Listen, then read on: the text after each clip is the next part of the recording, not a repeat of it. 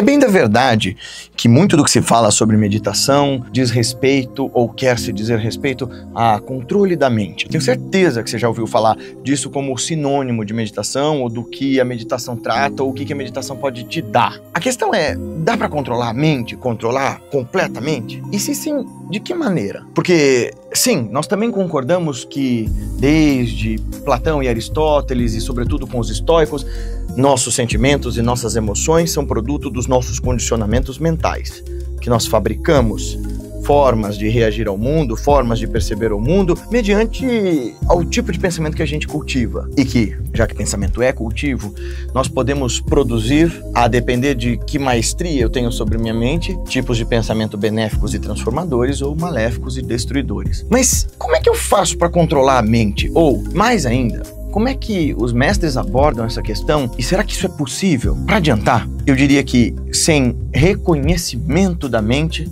não é possível ter qualquer tipo de felicidade, não é possível ter qualquer tipo de autonomia. E é bem da verdade, não dá nem para viver. Boa parte do porquê a gente sofre tanto hoje em dia é porque todos nós, cristãos, muçulmanos, hindus ou budistas, gente de direita, gente de esquerda, gente anarquista, gente monarquista, gente no mundo de consumo acelerado da sociedade do cansaço não sabe reconhecer os padrões da própria mente. Isso porque a gente joga toda a nossa energia para fora e a gente é levado de cá para lá, de lá para cá o tempo inteiro, identificados por etiquetas e rótulos como esses que eu citei agora, que são circunstanciais e que passam e que não são, na verdade, a essência pura do que essa mente significa. Mas mais do que isso, uma das razões fundamentais pelas quais a gente não controla a nossa mente e somos profundamente infelizes é porque nós separamos mente do corpo. Nós supomos que somos senhores das nossas vontades e dos nossos desejos simplesmente porque a gente convive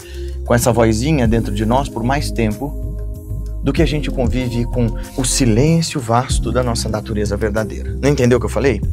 Vou te dizer o seguinte: nossa mente, nosso corpo estão interligados e participam de uma mesma realidade. Mais precisamente, o que os yogis descobriram é que a chave para o controle, ou para o equilíbrio, ou para o manejo da mente, das emoções e de suas outras faculdades está na nossa respiração. Assim que passar a vinheta, eu te conto mais sobre isso e a gente vai falar hoje sobre por que respiração é a chave do controle e do autoconhecimento que todos os mestres meditadores descobriram desde tempos imemoriais.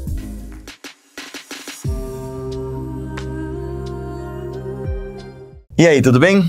Seja bem-vindo, bem-vinda. Aqui a gente fala de revolução de si, dessa vontade, capacidade e desse empenho de sermos a cada dia melhores. Hoje, melhores do que nós fomos ontem, amanhã, melhores do que nós somos hoje. Se você puder, se você puder nada, você trata de se inscrever, clicar no sininho, mandar pros seus amigos, acabou o Guilherme Yogi bonzinho.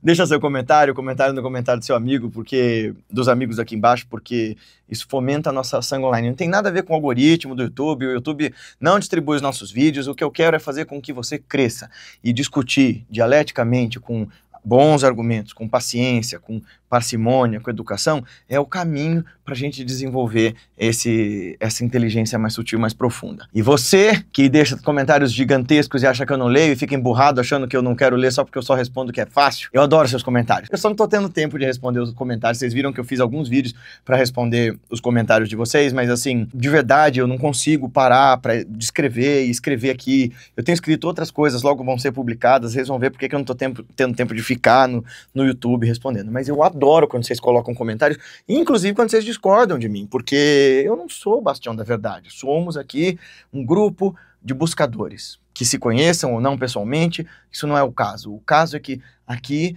nós nos unimos para discutir de forma livre as ideias e nos esforçarmos para tentar descrever o indescritível, tocar o intocável, experimentar aquilo que está além da experimentação. Por falar nisso, vamos começar com um dos textos que é, sem dúvida nenhuma, uma revelação para nós da sabedoria distinta dos mestres que em profunda meditação, sentados em seus tronos de sabedoria, trouxeram para nós o néctar de viveka, de discernimento, e o néctar de vijnana, o conhecimento para além do conhecimento ordinário. Eu vou ler uma passagem do Raízes do Yoga. Para quem não sabe, esse é uma das melhores bibliografias para entender as filosofias da Índia em língua portuguesa disponíveis hoje. Porque o Melanson e o Singleton fazem um trabalho magistral de separar as principais matérias do yoga, os principais assuntos do yoga e rastrear quais os principais textos das tradições que discorrem sobre esses temas. Então ele é um texto técnico, mas com uma explicação tão abrangente, tão gostosa de ler, que você vai sabendo se localizar nos mapas dos textos das tradições. Eu tinha lido esse livro em inglês anos atrás, agora saiu em português. Foi em 2022, faz pouquíssimo tempo, vai fazer agora 3 anos. 3 anos não, porque ele é de agosto de 2022, então é um verdadeiro ganho para o Brasil, para o cenário de quem estuda yoga e filosofia indiana no Brasil. Bom, eu vou ler para você um trecho da Chandogya Upanishad. É uma das minhas favoritas, inclusive. Todas as Upanishads são diálogos que mostram para nós as primeiras formas de pensar sobre a suprema libertação da consciência. Ouve o que se diz lá na Chandogya Upanishad, no capítulo 8, dos shlokas 8 a 2. Né? Então, conexão entre a respiração e a mente. Assim como um pássaro amarrado por uma corda, voa em todas as direções e, ao não alcançar nenhum outro lugar para ficar, retorna para onde está amarrado, exatamente desse modo, querido menino, a mente voa em todas as direções e, ao não encontrar nenhum outro lugar para ficar, retorna à respiração. Porque a mente, querido menino, é atada à respiração. Então, a mesma mente que voa em todas as direções, ao não encontrar outro lugar para ficar, retorna à respiração. Porque a mente, querido menino, é atada à respiração. Swami Rama provavelmente tirou a frase dele famosa daqui, porque ele era um exímio professor das Upanishads, um exímio conhecedor delas. Swami Rama dos Himalaias, para vocês, para quem não conhece. Ele dizia assim: você não é só corpo, você não é só mente. Entre corpo e mente existe uma coisa chamada respiração, que faz a ponte entre ambos. Que entre nós, eu e Mateus, quanto mais a gente fuça no trabalho do Swami Rama, no como e no quão bem ele treinou os discípulos dele e na vastidão de assuntos que ele ensinou no tempo em que ele ensinou, mais admirados a gente fica, né? Assim, ele cobriu quase tudo que se pode imaginar, desde os aspectos dualistas aos aspectos não dualistas, tântricos a vedantinos, yógicos do jnana, né? Desde a praxis, do karma até a jnana, né? De quem fazia a prática até quem fazia o caminho do conhecimento. E o Swami dizia, olha, o eixo axial para a prática meditativa é o controle da respiração.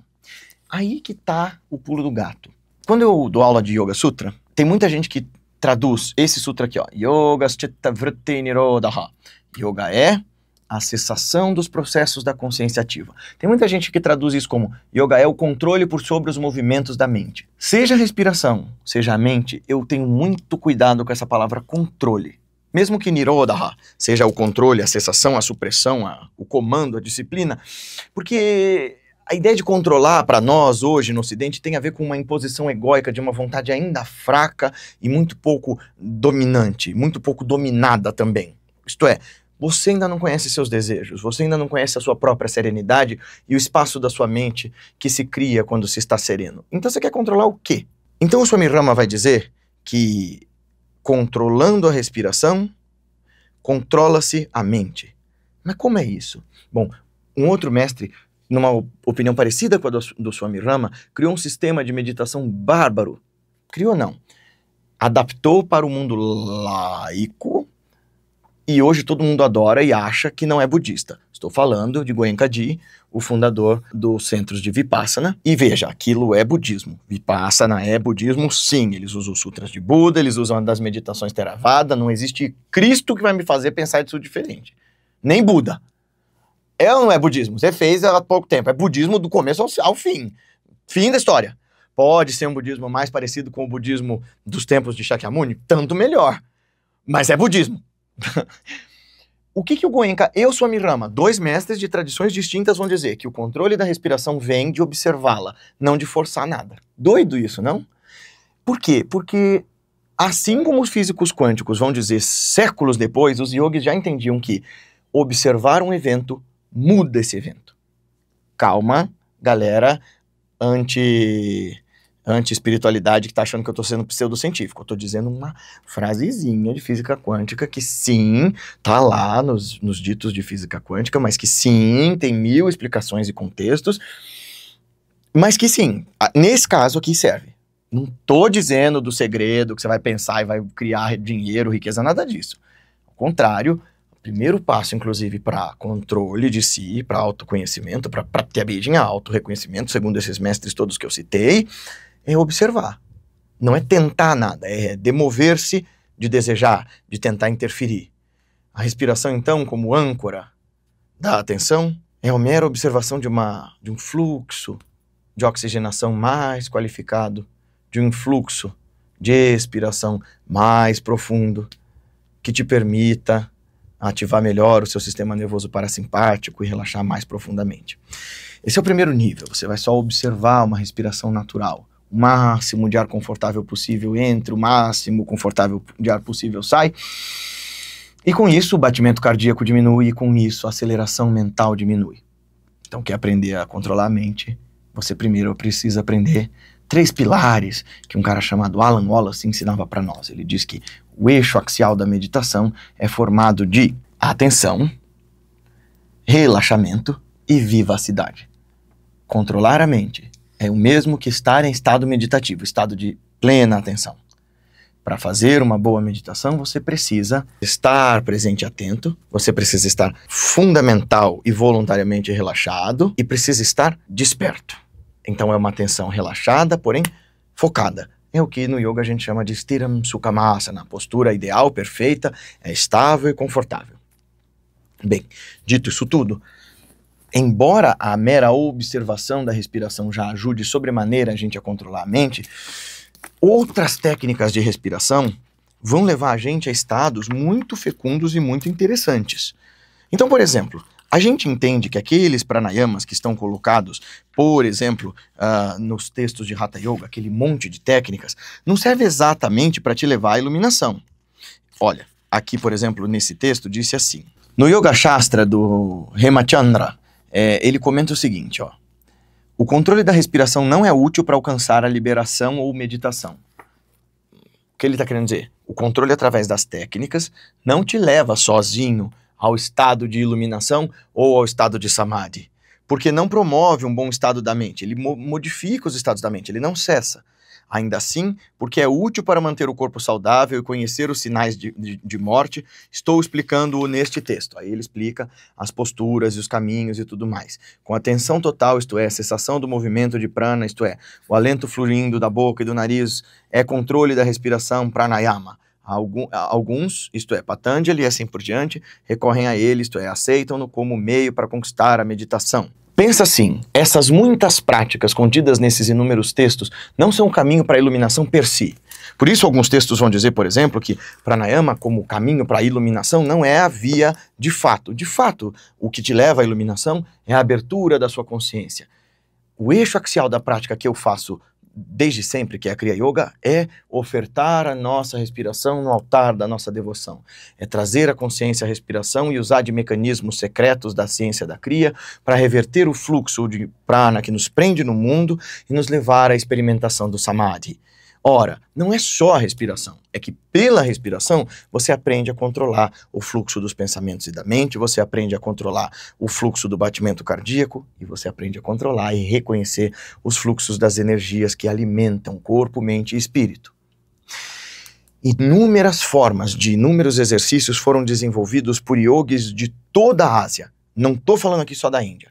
Yogis na Índia, no Sri Lanka, no Nepal, no Tibete, muito principalmente no Tibete, yogis e sufis na Pérsia e nos Paquistão, Uzbequistão, Ziziquistão da vida, na China.